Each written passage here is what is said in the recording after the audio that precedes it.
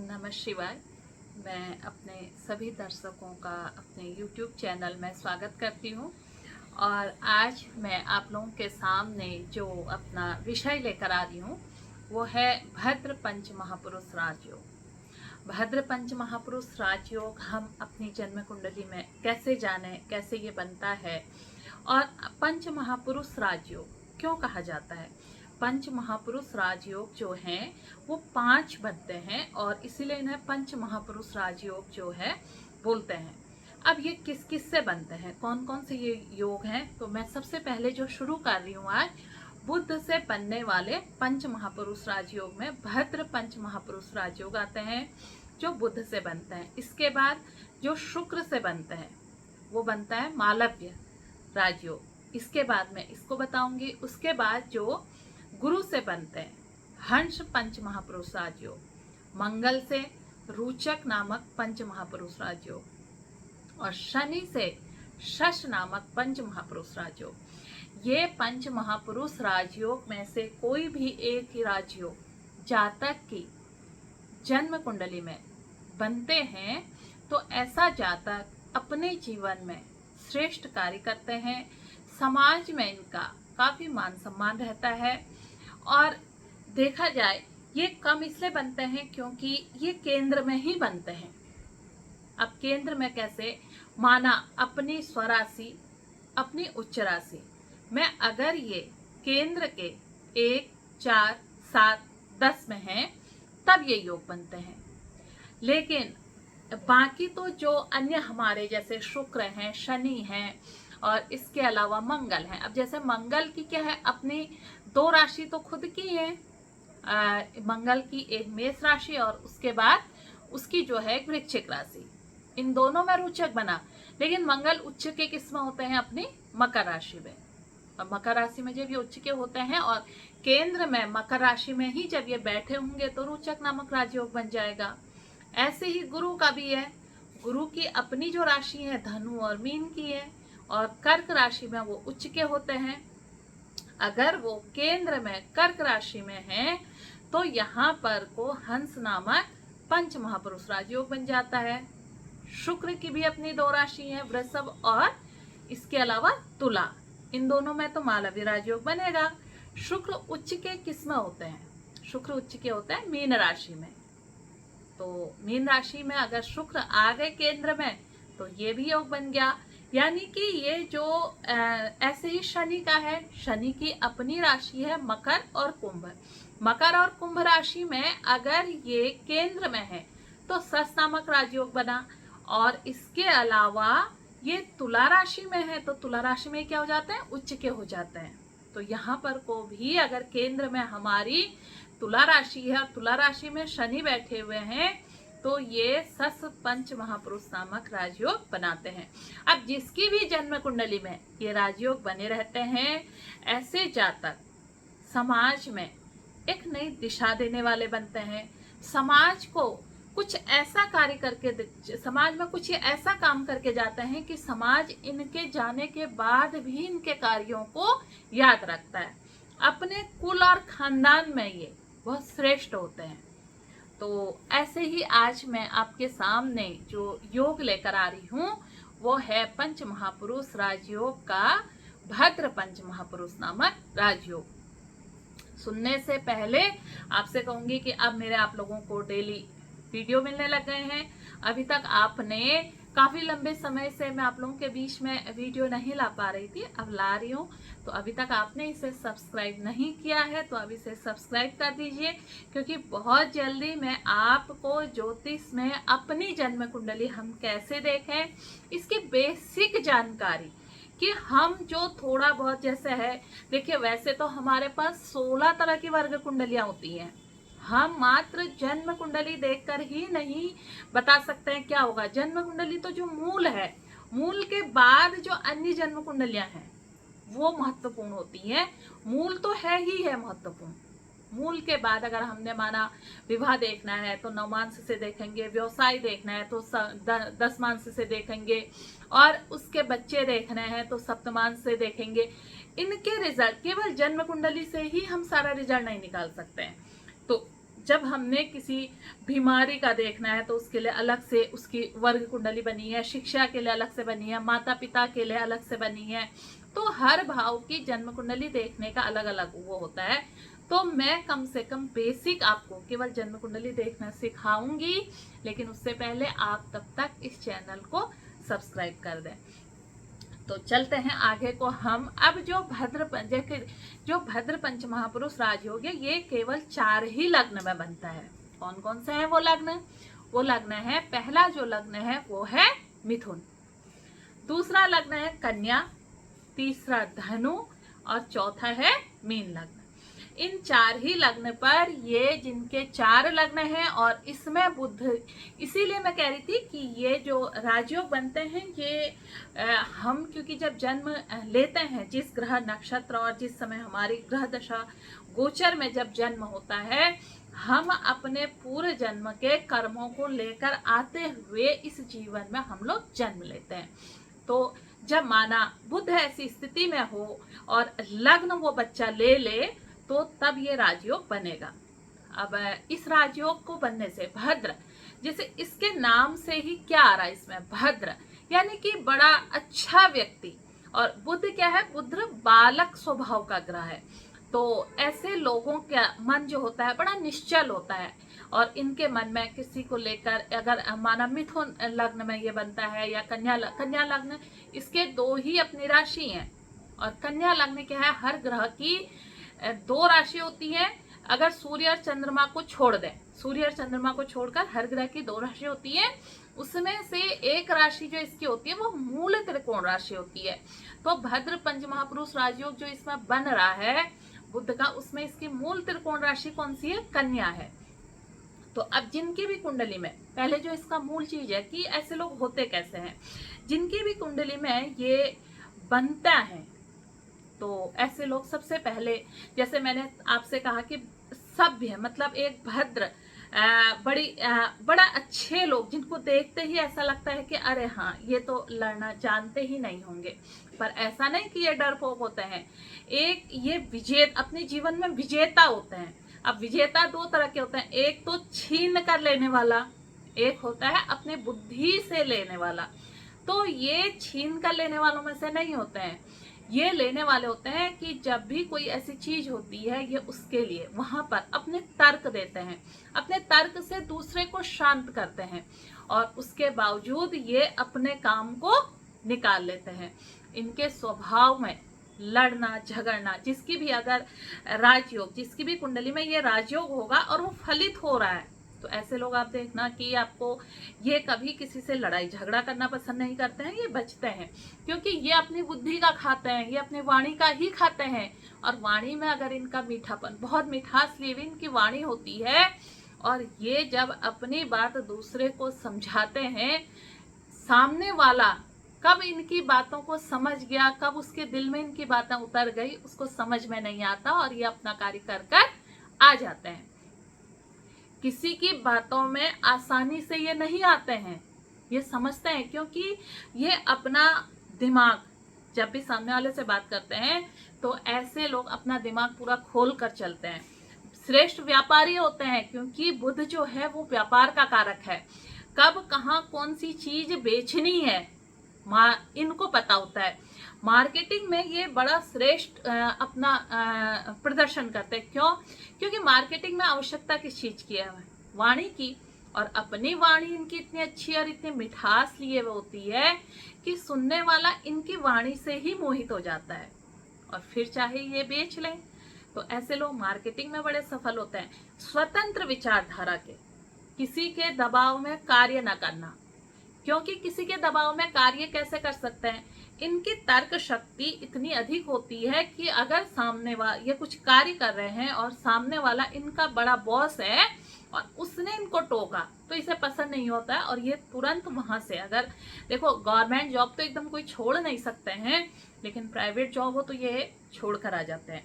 दूसरा, जहां पर इन्हें कहां पर अनुकूल प्रतीत होता है, माना कुछ लोग काम कराने में, कई लोग ऐसा कहते हैं कि हमें आप किस कार्यशैली, क्योंकि इनको कार्यशैली, अपनी कार्यशैली जो है प्रभावित होना अच्छा नहीं लगता है। तो अगर इनका बॉस बोल दे कि हमें तुम किस कार्यशैली से कार्य कर रहे हो इससे मतलब नहीं है, हमें रिजल्ट चाहिए। तो ये बेहतर से बेहतर रिजल्ट देते हैं। और इनके, क्योंकि अगर ये लग्न में है, देखिए अब ये 4 जगह पर बनेगा। अगर लग्न में बनता है तो लग्न में क्या होगा, किसी भी व्यक्ति के लग्न में भद्र पंच महापुरुष राजयोग बनेगा तो उस व्यक्ति के व्यक्तित्व को वो समाज में निखार कर ले आएगा। ऐसे लोग समाज में बहुत जल्दी ग्रोथ करते हैं। और इसके अलावा वो चतुर्थ में होगा, माना चौथा भाव हमारा किस चीज का है, सुखों का भाव है। तो घर का संपूर्ण सुख, ऐसे लोगों को अपने माता पिता का, भाई बहनों का, इनका प्रेम तो मिलता ही है। और घर आने वाले समय में अपनी मेहनत से ये बहुत अच्छे घर बनाते हैं। इनके घर बहुत देखने योग्य घर होते हैं। अगर ये सप्तम में बना है तो ऐसे लोगों का ऐसे लोग अपने जीवन साथी को सलाह देते हैं। और ऐसे लोगों का जो जीवन साथी होता है, अगर महिला है तो पुरुष, पुरुष है तो महिला, वो बहुत अच्छा अपने करियर में बहुत अच्छा ऊंचाई छूते हैं शादी के बाद। अगर ये दसम में बना है, दसम में बड़ा श्रेष्ठ माना जाता है, अपने व्यवसाय को उच्च कोटि तक ले जाते हैं। जहां जिस कंपनी में जाएंगे, जिस कार्य में हाथ डालेंगे, उस कार्य को ये बेहद ऊंची कोई ये कंपनी हो या कहीं पर भी आप चाहे किसी, माना कोई टीचर है, उनके उसमें ये बना है तो उस स्कूल को सबसे ऊपर तक ले जाना, बहुत सुंदर अच्छा बना देना, इस तरह। या माना कोई बैंक में है, उसके भद्र पंच महापुरुष राजयोग है और दसम में बना है, तो बैंक को सबसे ऊपर लाकर रख देना। या किसी कंपनी में है तो अपनी कंपनी को सबसे टॉप पर ले जाना। तो इस तरह का अगर ये दसम में बना है। लेकिन अगर सबसे श्रेष्ठ कहां पर माना जाता है, लग्न में। लग्न में सारी चीज कंप्लीटली आ जाती है। लग्न में अगर बना है तो ये इनके जहां, क्योंकि अगर व्यक्तित्व निखरेगा कब, व्यक्तित्व तब निखरता है जब हमारी कार्यशैली अच्छी होती है, जब हम अच्छा कार्य करते हैं। व्यक्तित्व भव्य व्यक्तित्व बनेगा तो कार्यशैली अच्छी होगी, कार्य अच्छा होगा तो घर अपना आप अच्छा हो जाएगा। घर, कार्यशैली और व्यक्तित्व अच्छा है तो हमारा दाम्पत्य भी अपने आप ही ठीक हो जाता है। तो इस तरह से देखें। अब हम इसको, जैसे मैंने आपको ही बताए कि क्या क्या हमें इससे कि अगर ये हमारी जन्म कुंडली में ये राजयोग बने हैं तो कैसे ये फलित होते हैं, कैसे हमें इनका पता चलता है। अब सबसे पहले हम अगर बात करें मिथुन लग्न की। मिथुन लग्न में अगर लग्न में ये बनता है, मिथुन लग्न में कहां पर बनेगा, लग्न में बनता है। तो मिथुन लग्न क्या है, मिथुन लग्न जो है वायु तत्व की राशि है। अब वायु तत्व में बुध जाकर जो एक तरह से बालक ग्रह है बैठ गए, तो अगर ये बच्चे की कुंडली में बना है तो जरूर देखिए कि आपके बच्चे की कुंडली में मिथुन लग्न में भद्र योग बना है तो आपका बच्चा हर दिशा की तरफ भागेगा और हर दिशा में वो थोड़ा थोड़ा अच्छा अच्छा अपना प्रदर्शन करेगा। तो माता पिता को बड़ी खुशी होती है कि हमारा बच्चा तो ऑलराउंडर है, हमारा बड़ा बच्चा बहुत अच्छा कर रहा है। पर अगर आप अपने बच्चे को उसमें से एक ही चीज में पूर्ण रूप से लगा दें तो उस समय वो उसमें सबसे श्रेष्ठ प्रदर्शन करेगा। माना वो एक विषय में है और या एक जगह पर है, वो ड्राइंग में भी है, वो आपके पढ़ाई में भी है, वो दौड़ में भी है, वो कई अन्य चीजों में भी है और वो सब में थोड़ा थोड़ा सब में है, लेकिन टॉपर किसी में नहीं है। इसमें से आपने उसको सब तरह से फोकस हटा के उसको आपने गिटार में भी, उधर भी एडमिशन सब जगह दिला रखा है, बच्चा सब जगह बढ़िया कर रहा है पर बेहतर रिजल्ट किसी में नहीं है। तो ऐसे में उसको एक चीज की तरफ आप अगर मोल्ड कर देंगे, एक चीज की तरफ आप रख देंगे तो वो बच्चा उसी में सबसे बढ़िया रिजल्ट करके देगा, क्योंकि उसकी ऊर्जा जो है, ऊर्जा काफी है और वो क्या हो रही है, वो बह रही है। क्योंकि क्या है, मिथुन लग्न है, वायु तत्व है, तो बह रही है और वो बच्चा करता भी है सब जगह, थोड़ा थोड़ा सब जगह वो इस तरह का करता है। तो ऐसे में हमें उसकी ऊर्जा को एक जगह पर रखना चाहिए। अब अगर ये कन्या लग्न में बनता है, यानी कि कन्या लग्न क्या है, इसकी मूल त्रिकोण राशि है। कन्या लग्न में बनेगा तो क्या होगा, ये पृथ्वी तत्व की राशि है। कन्या लग्न में ये बने तो इसका श्रेष्ठ प्रभाव जातक को मिलता है। ऐसे जातक समाज में, समाज के अनुकूल अपने को ढाल लेते हैं, विनोदी स्वभाव के ये लोग होते हैं और इनके हाथ में आप कितनी भी बड़ी समस्या बनाकर दे दो, ये उस समस्या से आपको निकाल लाएंगे। माना कि कोई कंपनी डूब रही है, उसको बंदी के कगार पर आ गई है, आप जिसके बुध लग्न में बैठे हैं और बली हैं, ये भद्र पंच महापुरुष राज हो गया। कन्या लग्न वालों को आप वो चीज सौंप दोगे तो ऐसे जातक आपकी कंपनी को कुछ ही समय में सबसे ऊपर लाकर खड़ी कर देंगे। और ऐसे लोग बड़े बढ़िया सलाहकार होते हैं। जब भी कोई व्यक्ति अपनी सलाह देता है और वो किसी ने मान ली, तो वो व्यक्ति सलाह ले देने वाला तो कन्या लग्न में आपका क्या हो गया, उस पर बुध बैठा है, तो आपके कन्या लग्न में बुध बैठा है तो आप कन्या लग्न में हो गए। और उसके बाद आपने किसी को सलाह दी तो वो व्यक्ति बहुत ज्यादा ऊपर पहुंचता है। ऊपर मतलब बहुत टॉप में जाता है, अपने जो वो कार्य कर रहा है उसमें टॉप पर पहुंचता है। अब अगर कन्या लग्न में ये सबसे अच्छा इसलिए माना जाता है क्योंकि ये बुध की मूल त्रिकोण राशि है। दूसरा, बुध जो है वो लग्न में इसको दिग्बल प्राप्त हो जाता है। तीसरा आया धनु लग्न में। धनु लग्न में ये कारक नहीं होते हैं, लेकिन अब इनको क्या लगता है, धनु लग्न में केंद्राधिपति दोष भी लग जाता है। केंद्राधिपति दोष में ये परिणाम बुरे नहीं देते हैं, लेकिन ये क्या हो जाते हैं, सम हो जाते हैं। असम ग्रह क्या है कि किसी शुभ ग्रह का सम हो जाना अच्छा नहीं है। देखो, अगर पाप ग्रह है, माना पाप ग्रह सम हो जाए तो कोई बुरी बात नहीं है, लेकिन शुभ ग्रह सम हो जाए तो वो अपने रिजल्ट के परिणाम को कम कर देता है। तो इसका केंद्राधिपति दोष यही लगता है। और इसके अलावा इसमें ये उतने अच्छे परिणाम नहीं दे पाता है जितने अच्छे परिणाम ये मिथुन और कन्या लग्न में देता है। अब आए हम मीन राशि में। मीन राशि में ये क्या होता है, चौथे और सातवें का स्वामी होता है। अब चौथे और सातवें में देखे, चौथे में तो ये रिजल्ट मीन राशि में भी वही हो गया जो धनु राशि में था। अब मीन राशि में ये चौथे और सातवें का स्वामी हो गया, तो यहाँ पर ये क्या करेगा कि चौथे में तो ठीक है, घर का सुख इसको बढ़िया मिलेगा, पर क्या है वहां पर आपकी जो राशि पड़ेगी, आपको घर इत्यादि के सुख तो बढ़िया मिलेंगे, पर यहाँ पर जब ये सप्तम में आएगा तो सप्तम में इसमें गुरु के बल को हमें अवश्य देखना चाहिए। गुरु में भी अगर बल है तो फिर यहाँ पर ये वाली स्थिति पैदा हो जाती है, तू बड़ा या मैं बड़ा। अब बुध तो उच्च के है ही है, आपके सप्तम भाव पर बैठ गए। कहीं से अगर गुरु भी उच्च के होकर बैठ गए तो मतभेद ऐसे हो जाएंगे दोनों के कि खत्म ही नहीं होंगे।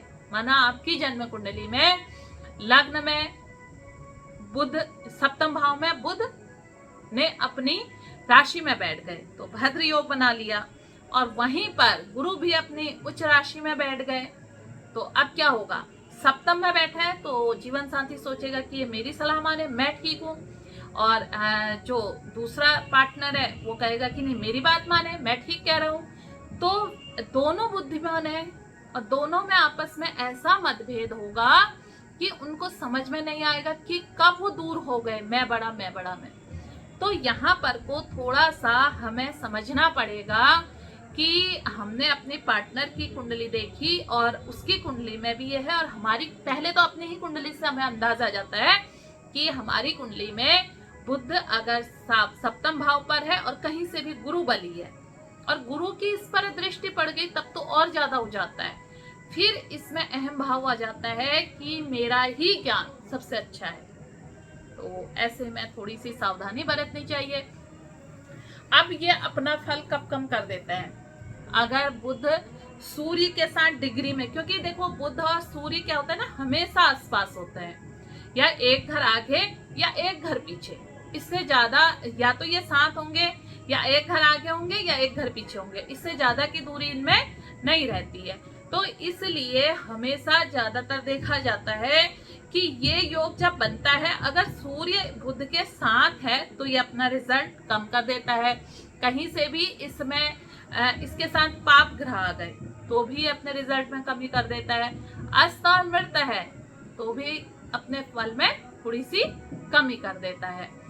बाकी इसकी जो रिजल्ट है, माना बुध लग्न में है आपके या जहां पर भी है, गुरु के साथ होने पर रिजल्ट कम करेगा, लेकिन गुरु के दृष्टि पड़ने पर रिजल्ट बढ़ा देता है। साथ होने पर प्रभाव कम करता है, साथ नहीं होने पर, दृष्टि पड़ने पर, क्योंकि दृष्टि पड़ने से, क्योंकि गुरु की दृष्टि में ज्ञान है और ज्ञान बुध को मिल जाए तो बुध दूसरे को ऐसा बना देता है कि वो व्यक्ति जीवन भर अपनी वाणी की खाता है, वो जिसे सलाह देता है, जिसका मार्गदर्शन करता है, अगर वो लोग जो उनकी सलाह को मानता है, उनके मार्गदर्शन पर चलता है, वो लोग अपने जीवन में श्रेष्ठ सफलता हासिल करते हैं। तो ये था हमारा भद्र पंच महापुरुष राजयोग। कैसा लगा आपको ये वीडियो जरूर बताइएगा, और अभी तक सब्सक्राइब नहीं किया है तो सब्सक्राइब कर दीजिएगा। नमस्कार, धन्यवाद।